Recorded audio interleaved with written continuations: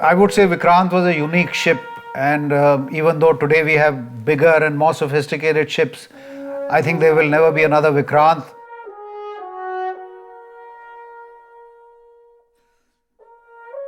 Air Force is there to show the air power on land, but INS Vikrant showed the country's air power at sea.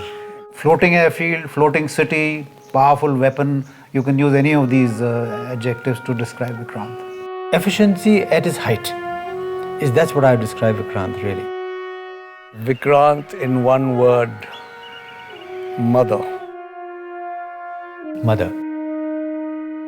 When the ship is at sea and the pilot's got a very small deck to land on, it's like coming on mother's arms, Vikrant earned its real fame in 1971 in the war because she was not completely battle-worthy. She had serious problems with the engines, and many people felt that she should not take part in the war.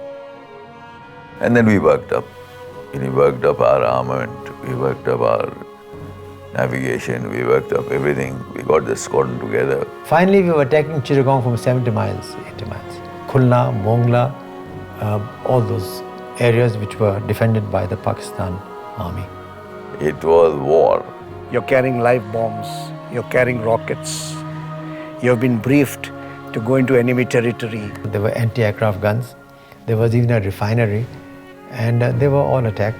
You really need to be in it to understand it. Within a few days, all the ports in East Bengal were destroyed. No traffic, no ship could go in or out.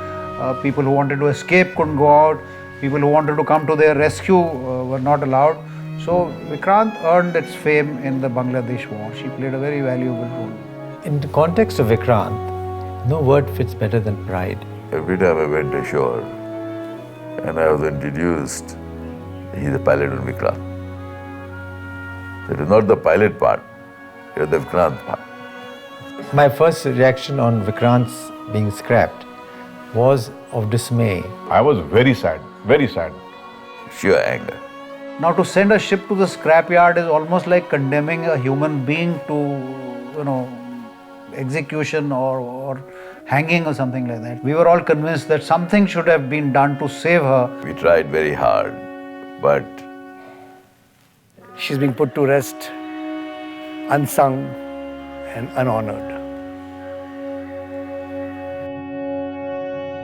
Well, when I read in the papers that Bajaj had decided to take some metal from Vikrant and incorporate it into a new product, I was quite thrilled to hear that. It was an armor-plated hull which could withstand the shock of a torpedo or a shell from a gun.